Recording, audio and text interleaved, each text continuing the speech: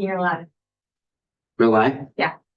We're resuming testimony in Senate Transportation. It's January 9th, and we are here with public transit and name and serial number. Perfect. Yes. Daniel Courier. I'm with the Vermont Agency of Transportation. I'm in the public transit section, and I'm a public transit coordinator.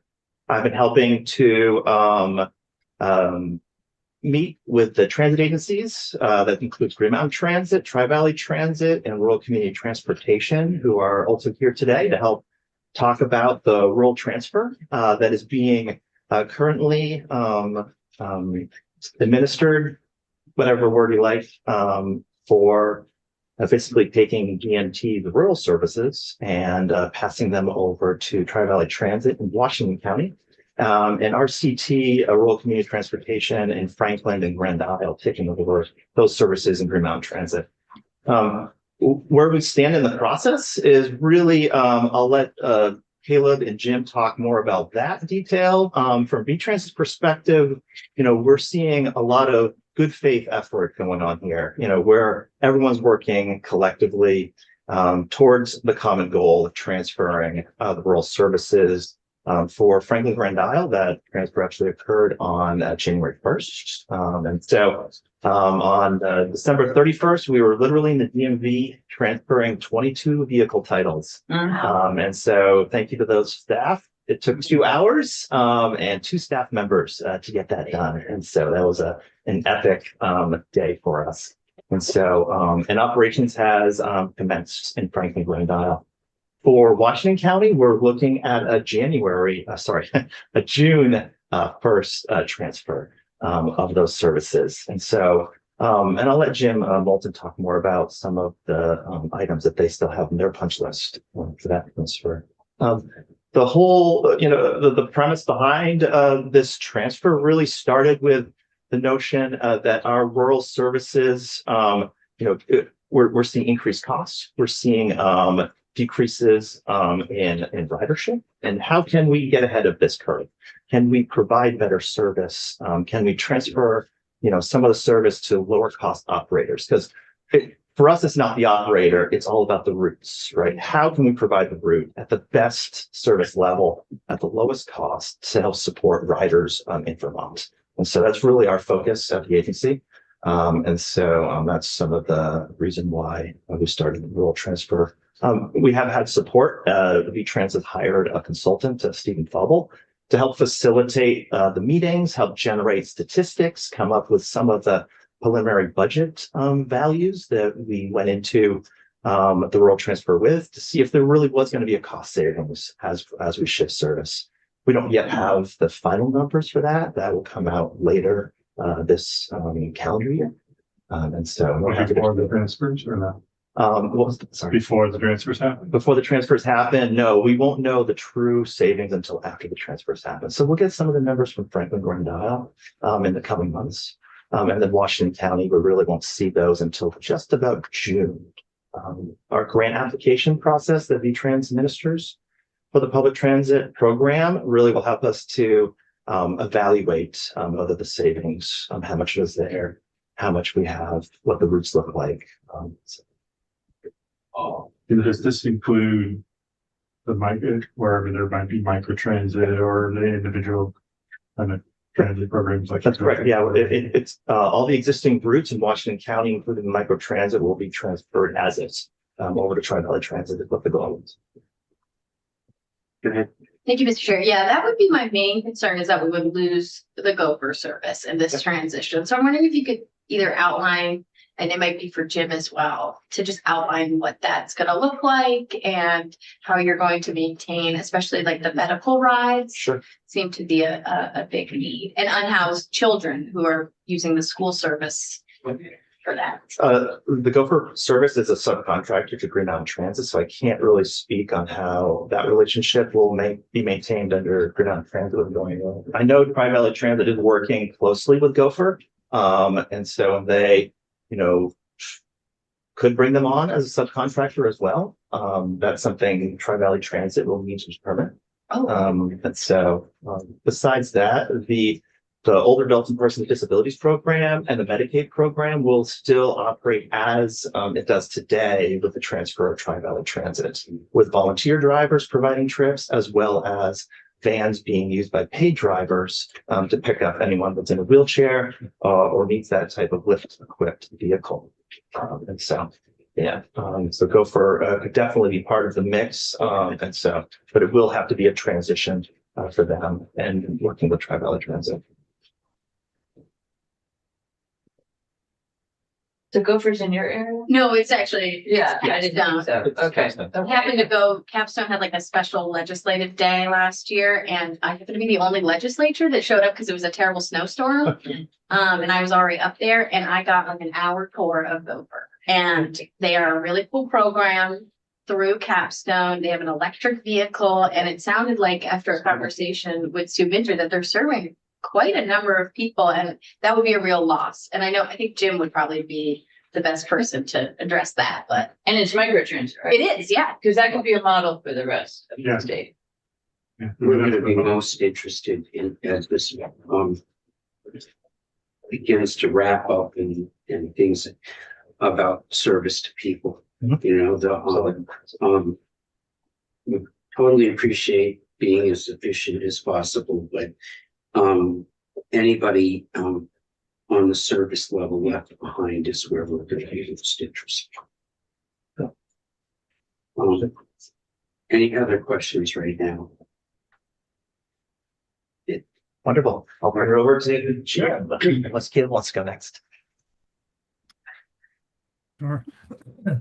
Thank you, Senator Westman and everybody for having me. My name is Jim Moulton. I'm the Executive Director of Tri-Valley Transit. Currently, we officially serve Addison, Orange, and Northern Windsor counties. And as we're here today, we'll soon be also responsible for Washington County. I'm also the Vice Chair of the Vermont Public Transit Association, passing the mantle of chair to Caleb this past year. And I'm very appreciative of the opportunity to come back to you for this purpose. So I did provide a handout for you in terms of where we're at with the transition. RCT and is ahead of us in terms of the transition, having started it or officially made the transfer for Franklin Grand Isle January 1st. We are taking longer, I'll say primarily because we are a union organization and our union contract just coincidentally happens to be expiring on June 30th of this year. So we are at the beginning edge of negotiations on a new contract. GMT, of course, is also a union shop, and the drivers there will become part of our union. And so we need to go through that negotiation process and come up with what our new contract will be in order to fully integrate the union staff at GMT and then the rest of the staff as well. But we've already begun that process with the union, and just from historical perspective, I've probably in my career negotiated up to 10 contracts with the union successfully. I expect that that will be the case going forward as well. So it's a lot of work and it will take time, but I don't anticipate that there'll be any issues or concerns in the transition that would create a problem for the service continuity in Washington County.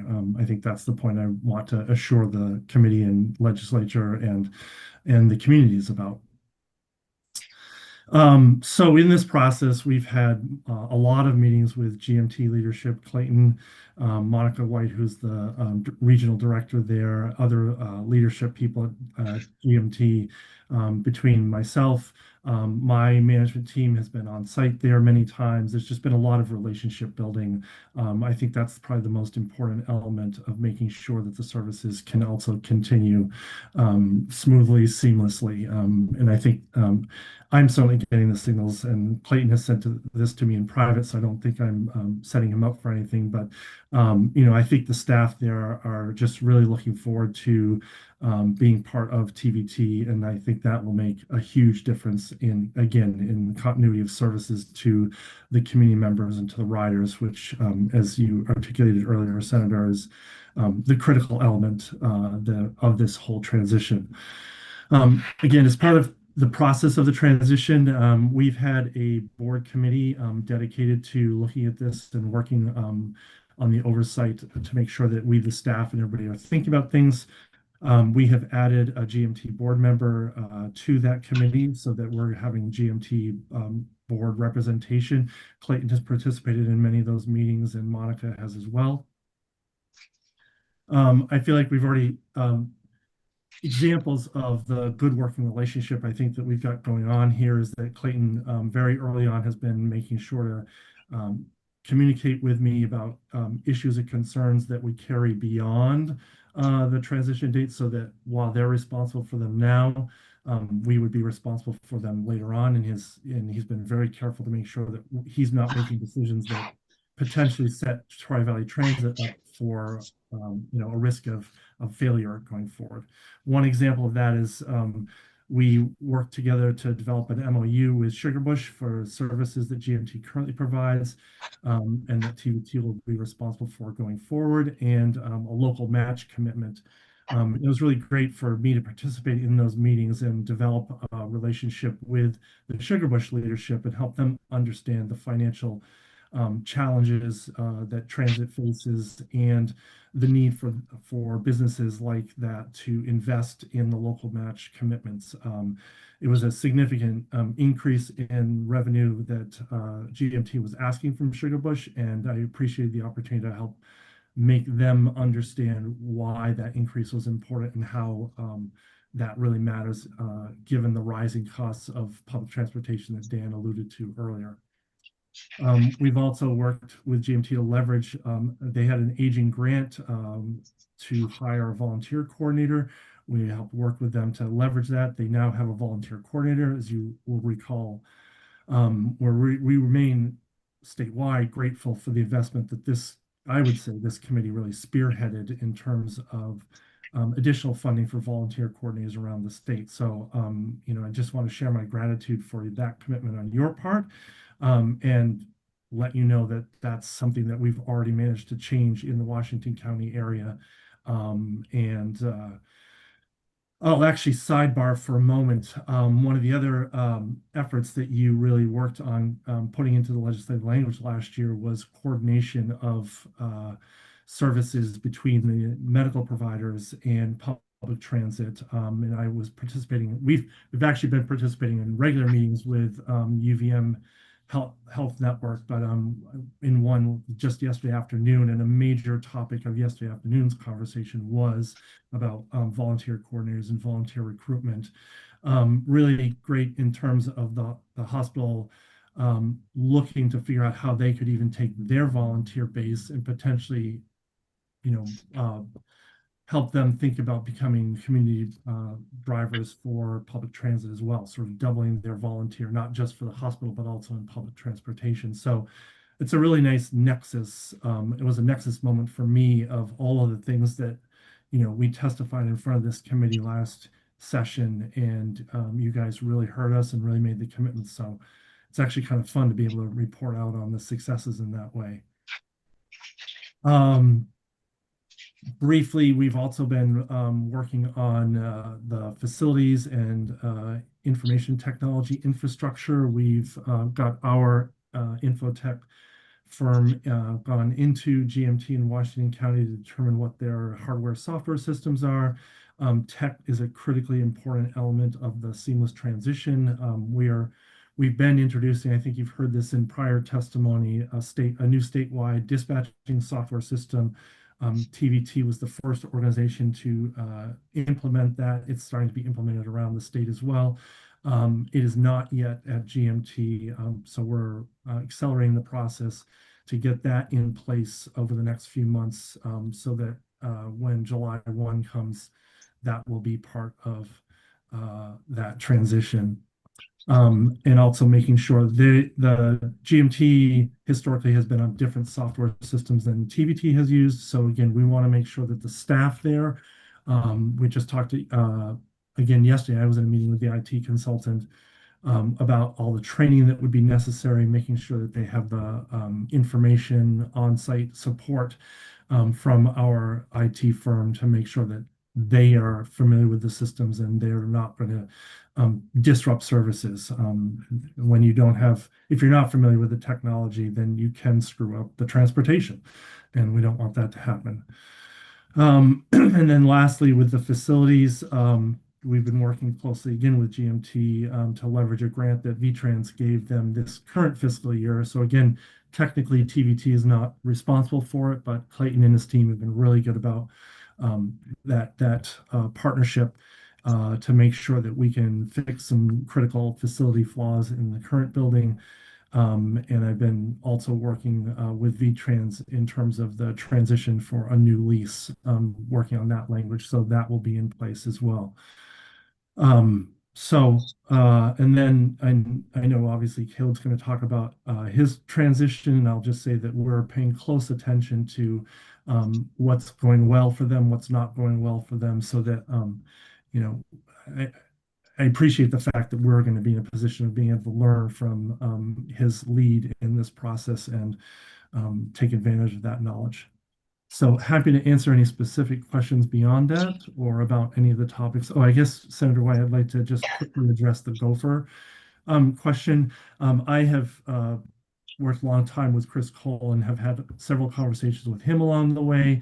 Monica White, again, who's the director in Washington County, and I met very recently with Sue Minter and Amanda Carlson to talk about how we'll keep partnering with them in ways that we could potentially expand what they're doing for public transportation needs. So very much aware of the Gopher program and wanting to keep them as a resource because again, they're providing a lot of services out there, and we don't want to create any larger gaps than may already exist. So I just wanted to make sure I covered that as well.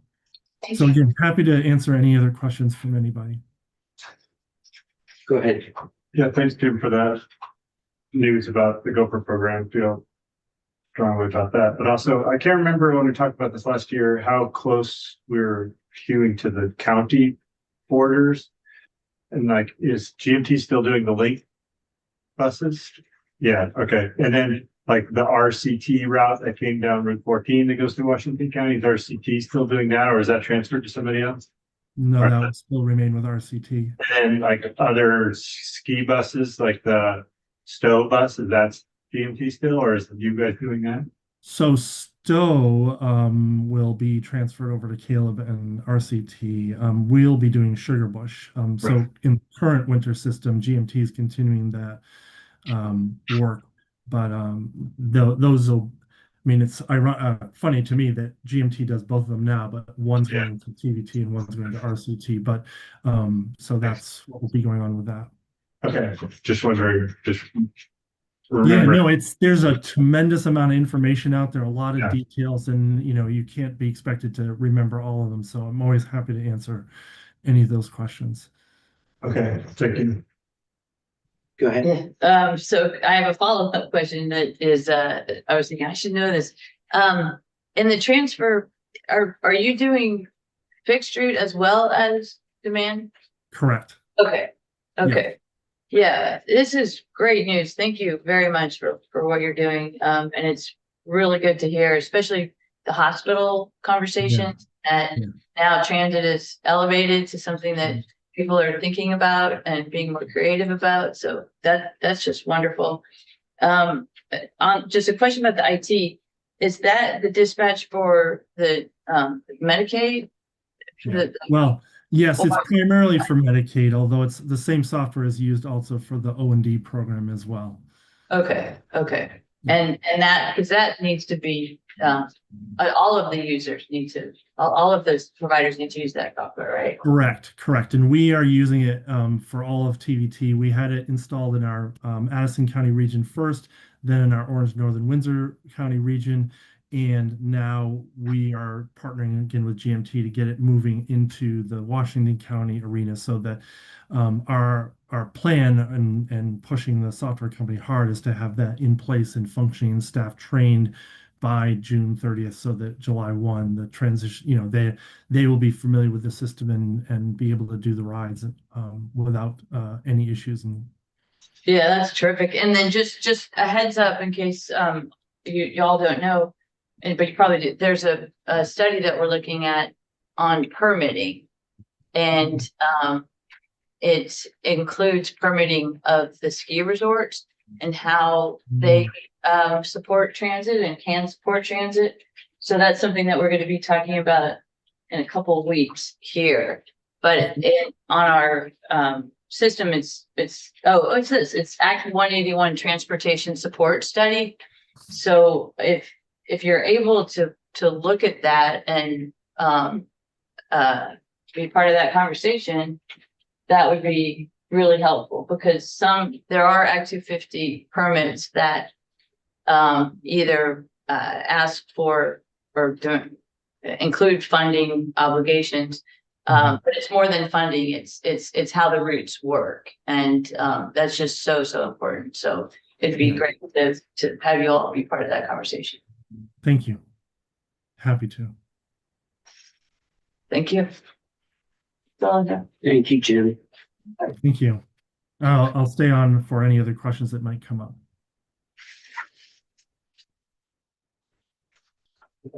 So thank you very much for having me today to share an update on the GMT role transition, and obviously happy to answer any questions on related or unrelated topics.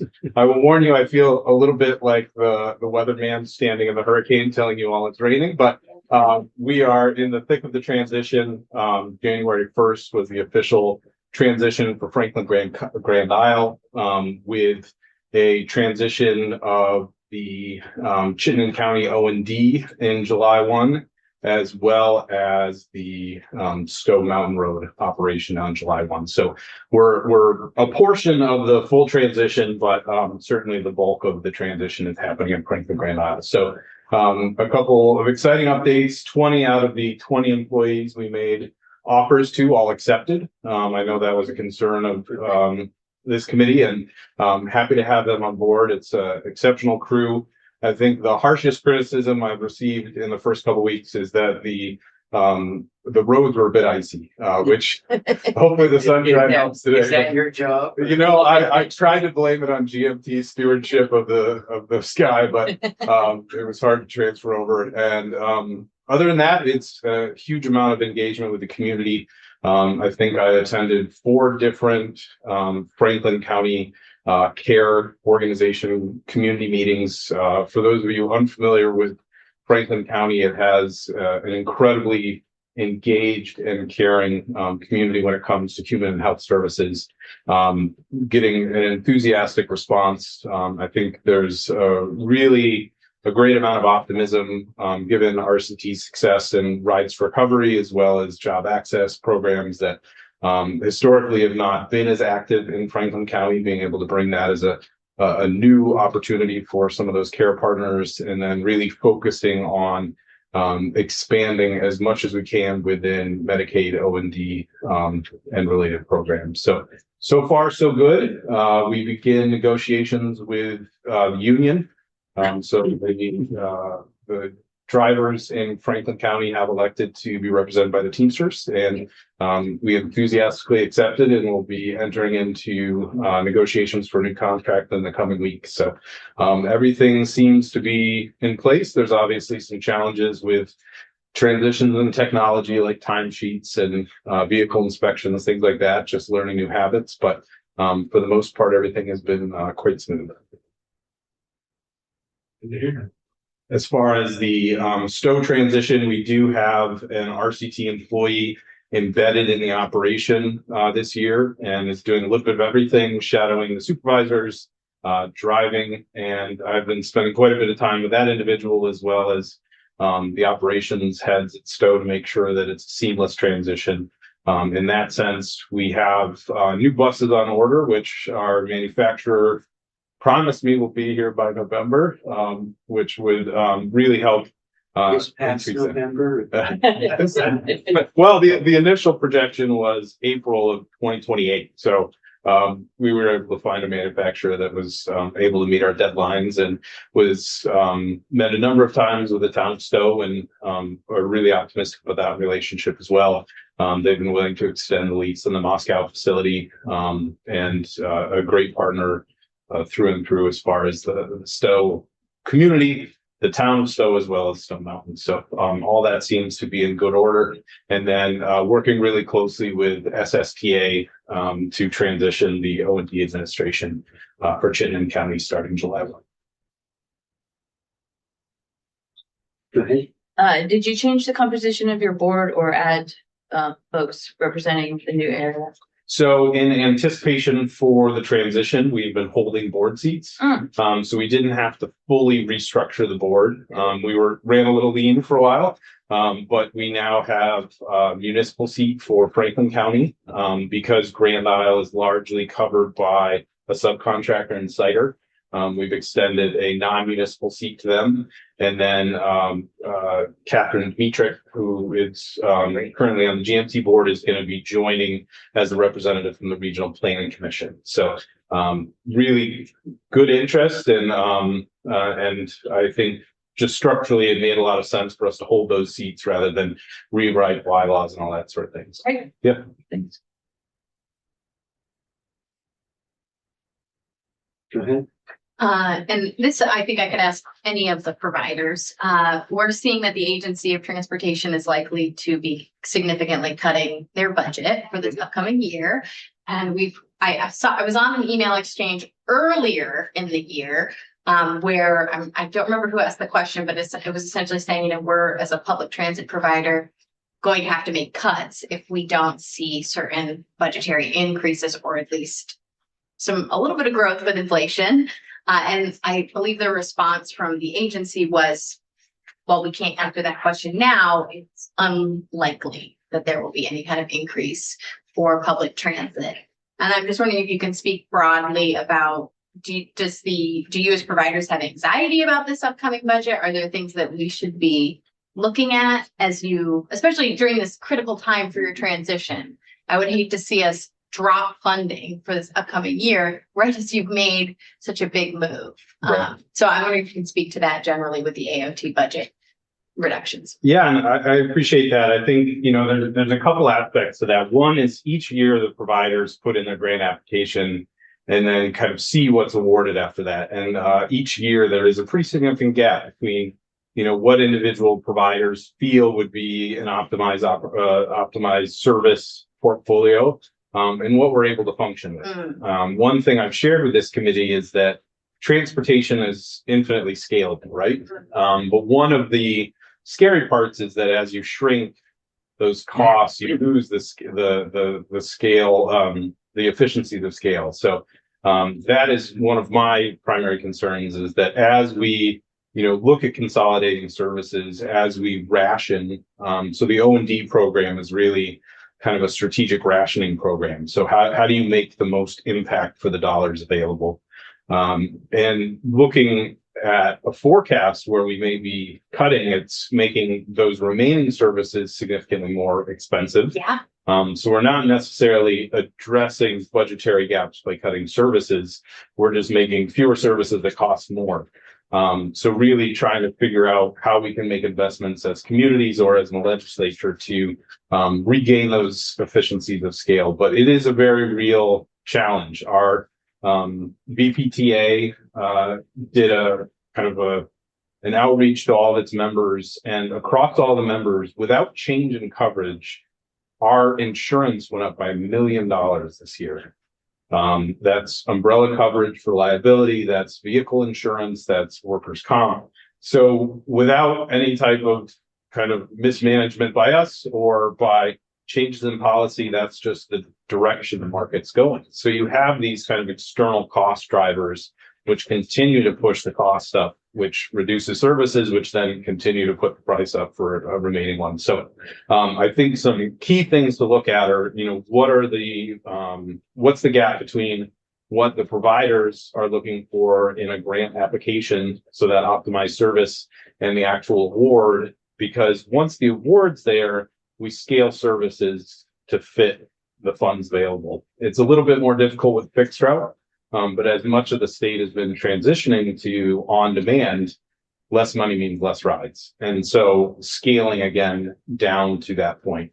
O&D specifically is one of those indicators.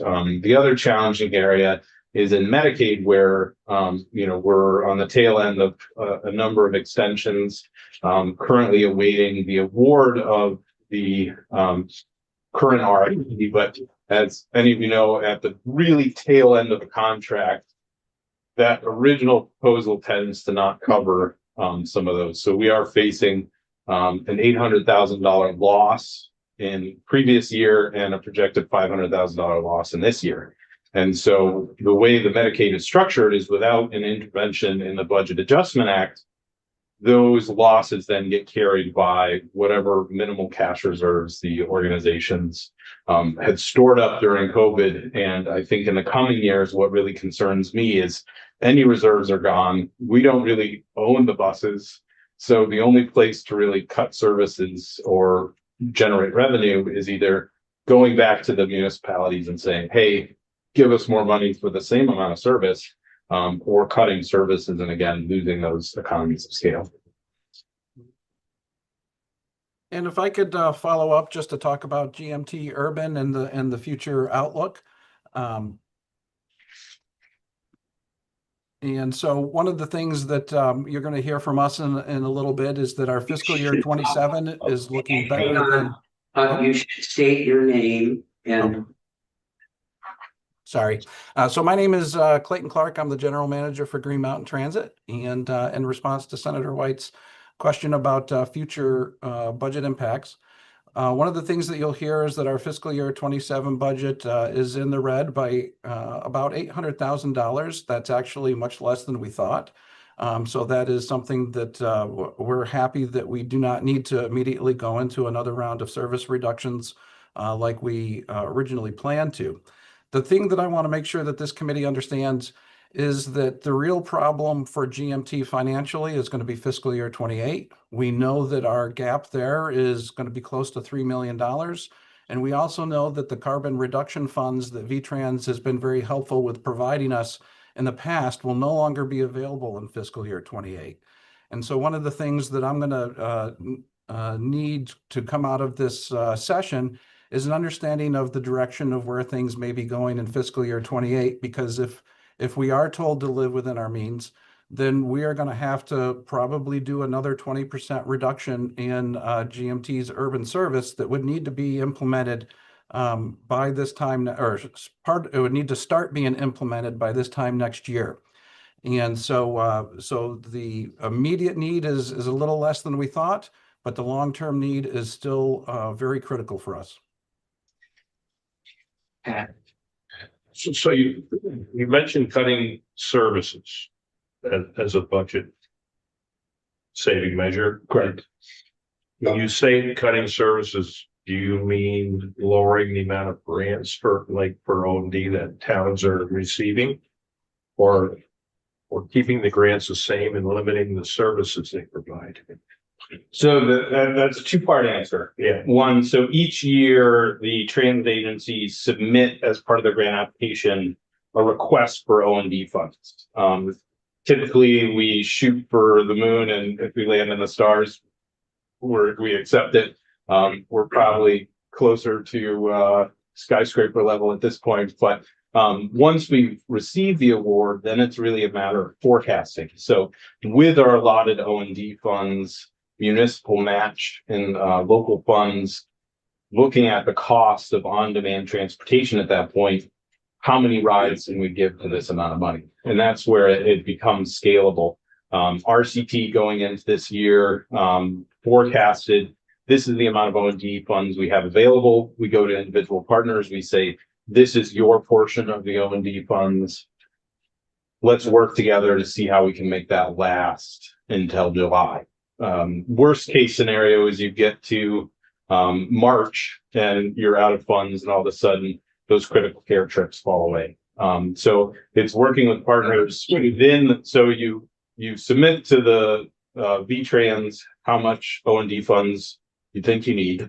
You then receive the amount that is allocated. You assign that to either municipalities, adult days, whatever various O&D partners you have. And then you work together to forecast how many trips you can give for that amount of money.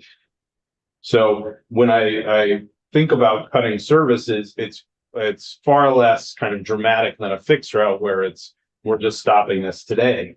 But it may be a reduction just on ledger, how many trips you can possibly give for the amount of money allocated. So if that money goes down, that gets compounded. But if the money remains the same and costs increase, then you're still going to see less total rides, but you can gain efficiencies and give more rides. There's a number of levers you can pull to try to achieve that. Does that answer your question? Well, sort of. It's not the way I understood it, but I'm really kind of green. I'm getting into the O&D program gradually here or quickly, I should say. But so by partners, you're talking about the local group of folks. So let's take Colchester. Yeah. And their partners around the table. Mm-hmm. The money, it's federal money that passes through you to them. Correct? Tell me when I'm wrong here, because So currently passes through GMT. For that. In the future, yeah. But for this hypothetical, yes, it passes through the regional agency. Each agency manages a little bit differently. So can I use an example of my territory? Yeah. In RCT's territory, so let's say we apply for $2 million in O&D funds. We're awarded 1.8 million. Mm-hmm. These are all crazy high numbers. I think the total budget's about 6 million, but hypothetical, I can be generous with myself. And then we look at our 9 partners within the Northeast Kingdom. There's adult days, there's municipalities, but the bulk of it goes to the Council on Aging. So we say, based off of historic trends, Council on Aging, you have $500,000. Based off of our current on-demand, we can give, 5,000 trips. It's actually probably closer to 15,000 trips. And how we try to kind of work that within the demand, it's very kind of nuanced, because let's say you have a small community, Northeast Kingdom, you have one individual who has kidney complications and now they're in dialysis. That is 5 trips a week multiplied by the year. So about 17% of all of our trips go to dialysis, and that starts to shrink the portion of trips you can provide to other individuals. So, not to kind of get overly complicated, because at the end of the day, you walk into July 1 with a set amount of funds, and you know roughly what your on-demand rate is, and you know how many trips you can give. So this is the population of older adults and persons with disabilities. And so in the Northeast Kingdom, we went to the NEK Council on Aging, and we say, this is your budgetary allotment at the beginning of the year. And we said, based off of these projections, I think we can only get to about 5 trips per person per month. They came back and they said, that's 4 medical trips and 1 nutritional access trip. And 1 nutritional. So, okay, we're going to land on 6, and we as partners are going to try to address those losses. But it's really an exercise of forecasting based off of trips possible under the allotted amount of budget. And that decision is made by the provider and the recipient of the grant, which would be the town. The management of it can vary by provider. I only know from our own experience how we approach that, but all the parameters that are set are really a conversation, because we're the content experts, right? We know how many trips we can give for any allowed amount.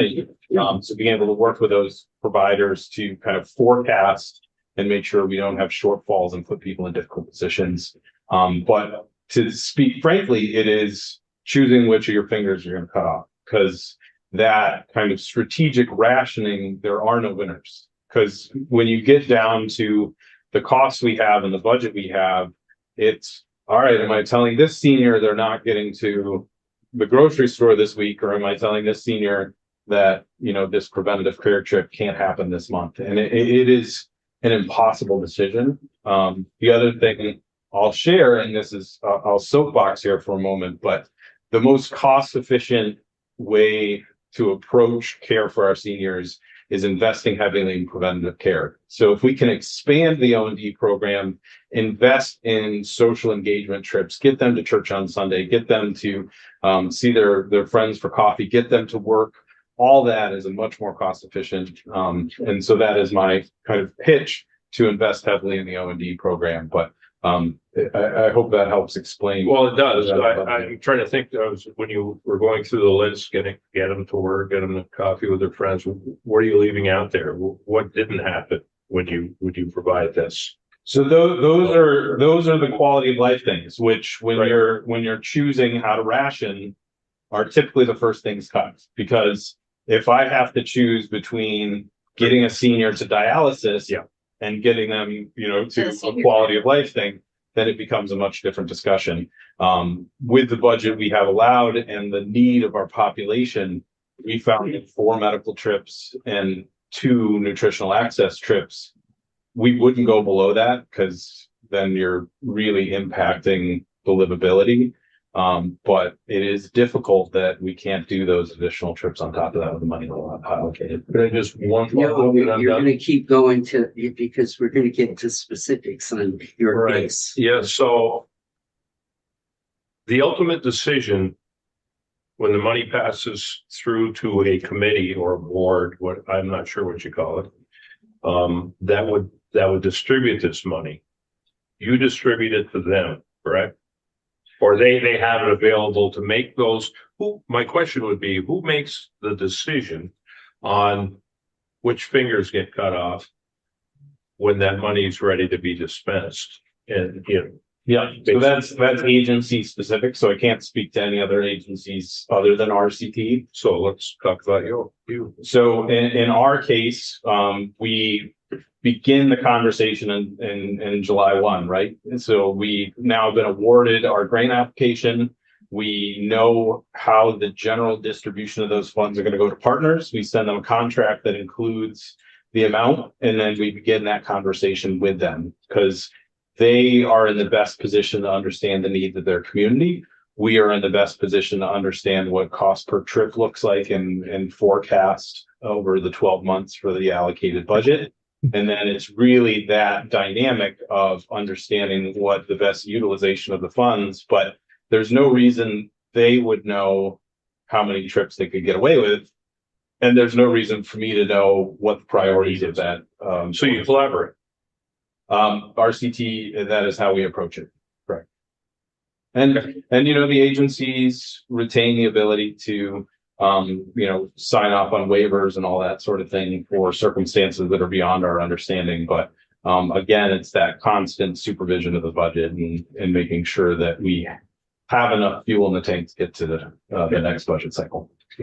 Just a clarifying thing, you don't send actual money to the other agency. You just allocate a certain budget for them and you keep the money to provide this service, Correct. right? Yeah, so it's all managed within our software. So you assign trips to various, and Yeah. you track those funds based off the allotted budget.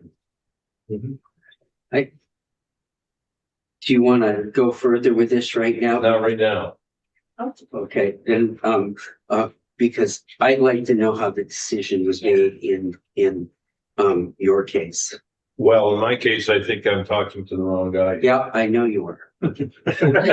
Well, do you want to move into that or? Whenever you get there, I'll. Okay, well, we'll wait until we get there. Okay, Support. I think we have some hands on the screen. Well, yeah. well, Jim's got his hand up. Oh, And Clayton. Thanks. I just wanted to add on to Caleb's testimony. He referred earlier to the very large gap in Medicaid funding, and I don't want to let it go missed that you know, if we're losing in Medicaid, which is an entitlement program, we do not have the same ability in that program to make decisions about which fingers to cut off. We're not allowed to cut any fingers off. We have to continue to provide the service. So we don't even have the opportunity to try to manage our costs on a service level within that program. And I want to make sure that we're also clear. A loss in the Medicaid program dramatically affects our ability to continue to provide service in the general public and O&D programs.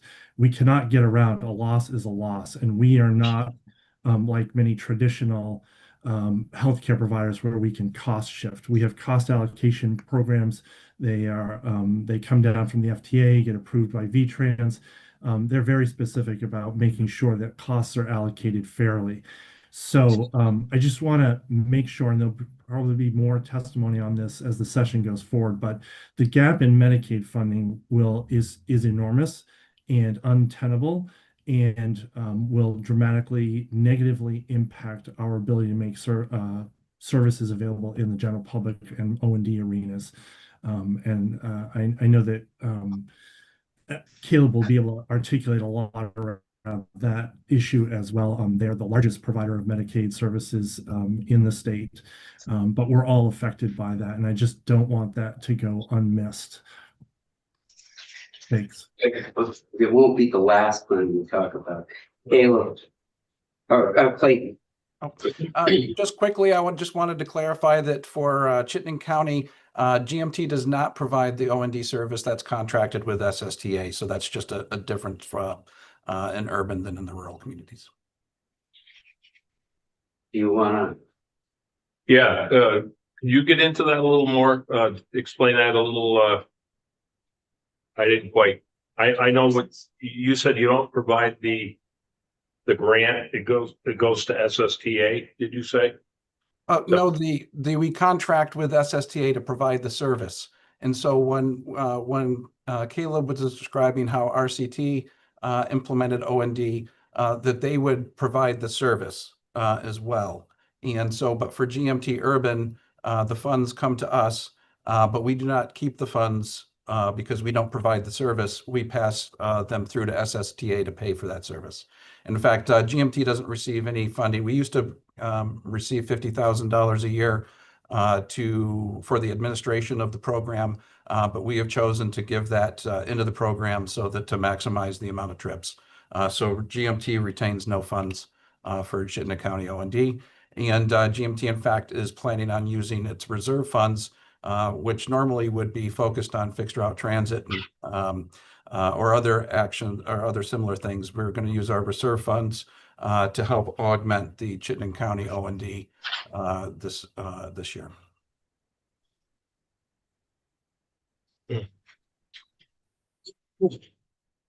So Keep going. You're gonna, because if you don't, I'm gonna ask the question. I welcome that too. So in the situation of Colchester, who is a heavy user of O&D, and again, I'm just getting up to snuff on the numbers and stuff with the town. Who should I be talking to, you or SSTA, about the cuts that are coming in? So you should talk to me because SSTA is the provider.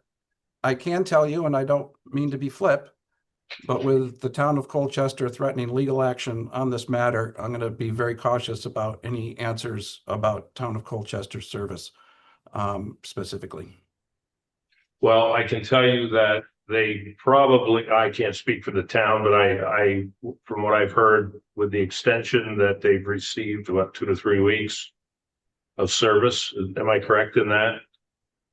So yes, the restrictions will not, no restrictions will go in place until February 1st. There will be a Chittenden County O&D meeting where we talk about the best approach, and that will happen before then. I can tell you that what was reported in WCAX that provided a list of, like, here are going to be the definite reductions. You know, that is not the case. It's still going to be a work in progress. The town of Colchester will be at the Chittenden County O&D meeting to be able to advocate for their position. Okay. All right. And I know they pulled back from their threat of lawsuit, for now, but I understand what you're saying. Yep. You know, there's consequences to a threat of legal action, and frankly, that means that we're going to be focused less on finding a solution to the problem and more on making sure that we approach this in a way that's legally justified. I can understand that. I'll let you. Well, I don't understand the details of all this really clearly. I read stuff from the town that feels like they were surprised that nearly 90 people were losing O&D services within the community of Colchester. And they feel like it was dumped on them that this is happening. I think we will, we don't want to get in the middle of a lawsuit in this committee, but I think this committee is going to want to hear what the process was and how they got to this place where both sides feel like, you know, I do feel comfortable answering some of those questions.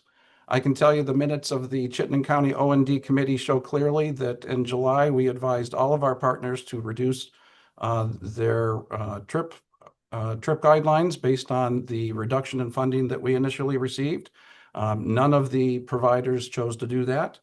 I also can tell you that notifications went out on November 24th, indicating that there would likely be trip reductions, and that at that time there was the potential that it would be to critical care only.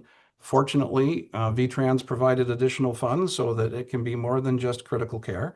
I'm not really sure why no action was taken by the partners to prep their people using the service once that notice was sent November 24th, but that didn't happen.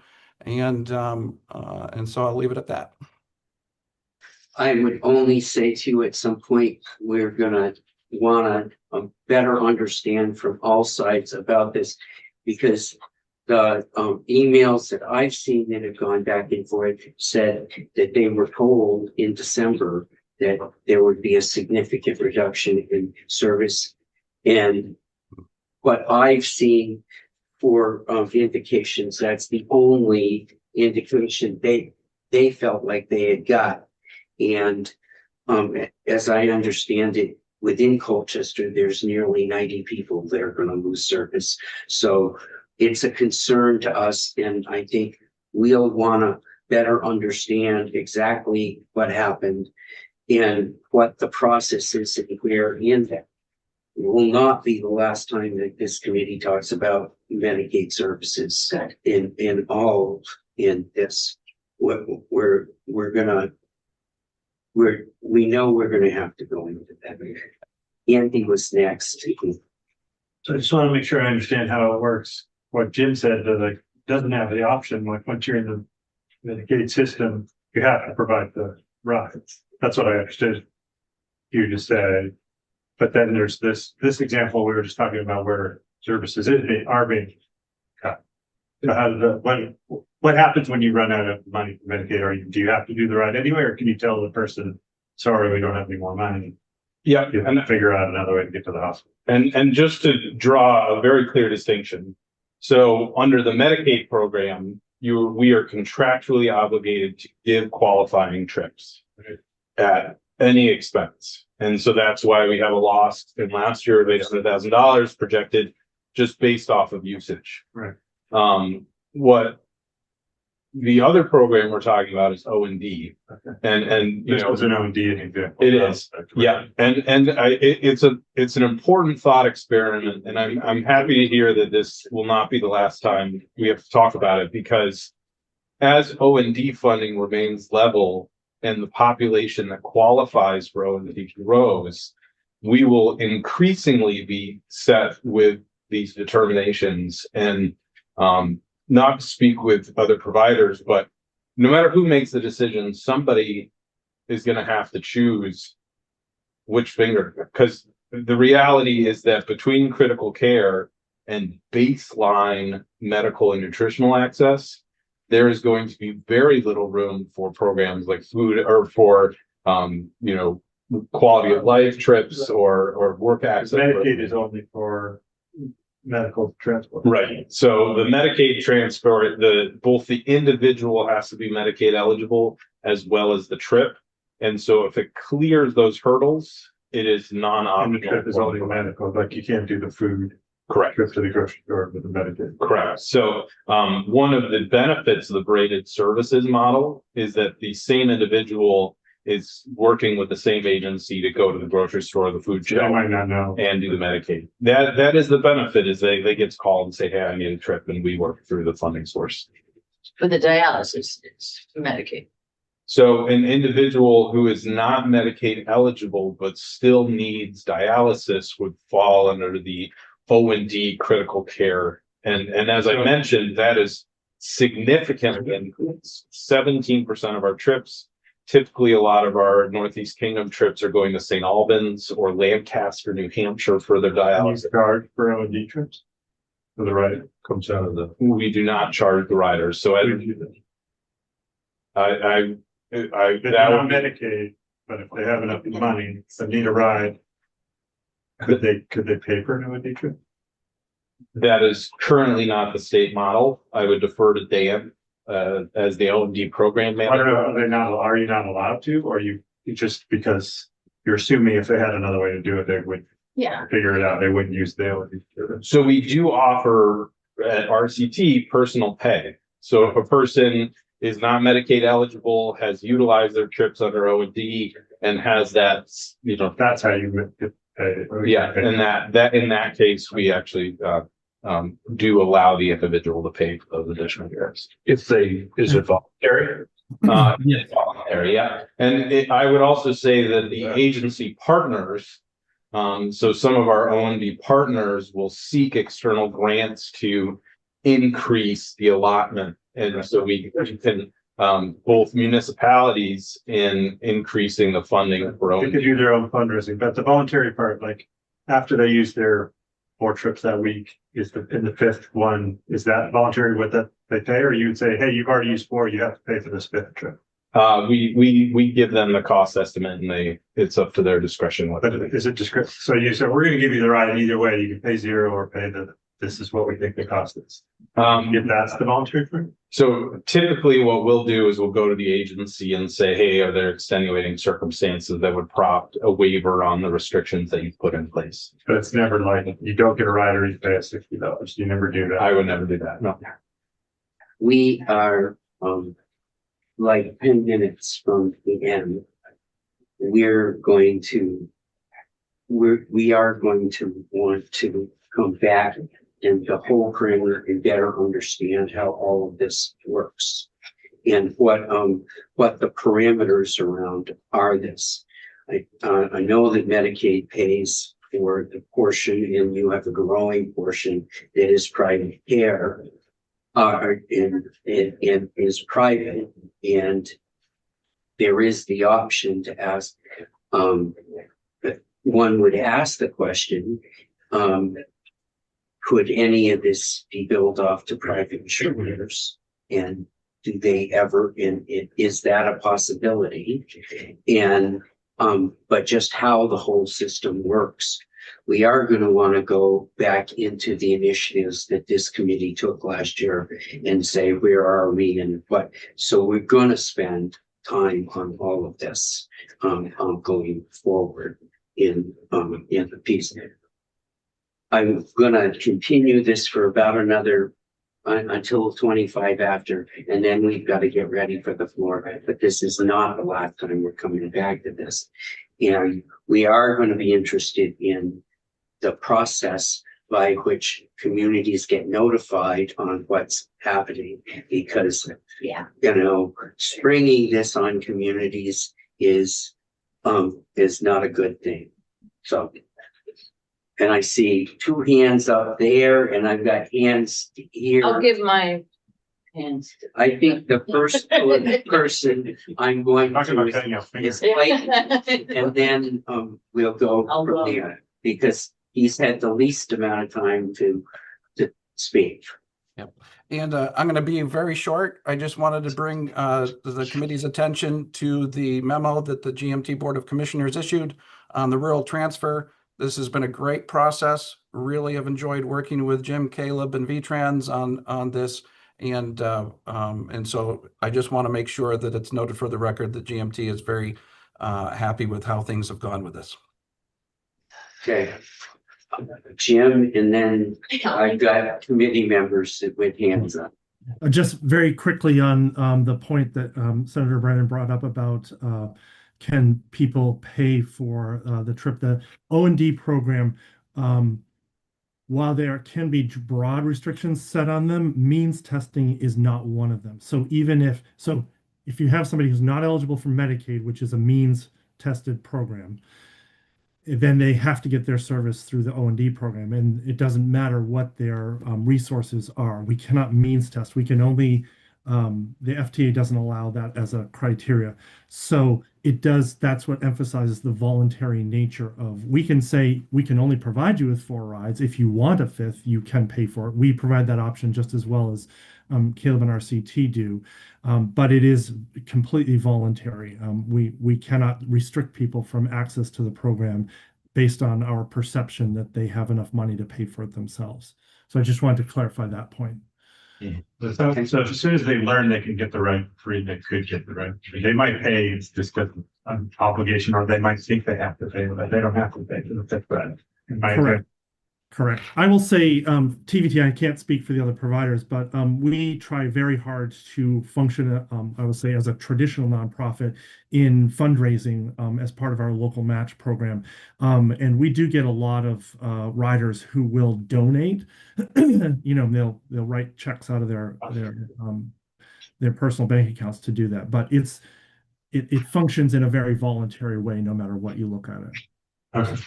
And along that category, we also have philanthropic funds that cover trips that may not have listed. This is really important. Jim, I thought you said you would pay, or I'm sorry, you would provide the allocated amount 4 trips a week, but if they wanted a 5th trip, they would need to pay. In certain. No, it's a little bit like Caleb described. We would be saying, you've used your 4 trips. We, like Caleb, you know, we would talk to the partners and talk to the individuals. If there's a reason, a valid reason why this rider needs the additional trip, we might waive that particular restriction and provide the trip for free under the program anyway. So we're always looking, just as Caleb has articulated, we're always looking to how can we provide the ride. We're not trying to make restrictions, but in this really seriously budget constrained arena, we do have to sometimes ask people, are you in a position to be able to pay for it? And then sometimes there are people, and we do the private pay. Sometimes there aren't. Sometimes, as Caleb just articulated again, there's philanthropic opportunities to fund those trips. So it makes it a lot harder and a lot more complicated. The primary point I wanted to make, though, is unlike Medicaid, which is a means-tested program, the O&D program is not. So we cannot restrict based on our perception that somebody has the ability to pay out of their own pocket, which is, it's not allowable. Right, and that's for the first trips, but we can talk about this more when we talk about it again, but if you can just send us some really clear information. I know it's a super complicated system, but if you could send us some flow charts maybe and some directions that you give. I would rather when he comes back, and when we get people back, we're going to ask for we're going to start with the overview, and then we're. Oh, okay, that's fine. Yep. Go ahead. Thank you, Mr. Chair. I have heard a lot of mixed information about the rural health care money that we're getting. The tune of 190 million is my understanding. More. Great. Do you know? Because it sounds like there's some strange parameters on it. It seems like, from my understanding, you would be a certainly eligible entity to apply for those funds as a provider or as a no. Okay. I don't know if you've thought about that or if that's come up. I was trying to think. Unless it was already in the plan, that the state submitted the plan and said, this is how we're going to use the money. So the grant from the feds is like, you will spend it on it. So unless. I thought it included transportation. Well, maybe it did. I'm just saying, like, if it didn't before, there's not an opportunity to apply. Oh, so, but we as a state state could potentially allocate the funds. I think when we applied to the Fed, we said, we're gonna spend it on these 10 things. We can't add an 11th thing now. So if it was not one of the 10 things, there's not an opportunity to change the 10 things. Okay. And I will make it a point note, have been invited to conversations, they haven't happened yet, but I think this is an important thing for this committee to monitor, as I believe those funds do support specialization and some regionalization efforts, which will come at a great deal of cost to the transportation agency. So if it's not included in that, there are going to be serious implications for the work we do and the work all of you do. Well, thank you. Almost thought we had. And I think at this point, well, I'm gonna pull the plug on this Yeah. because we've got 4 minutes to get up to the floor. And, but we'll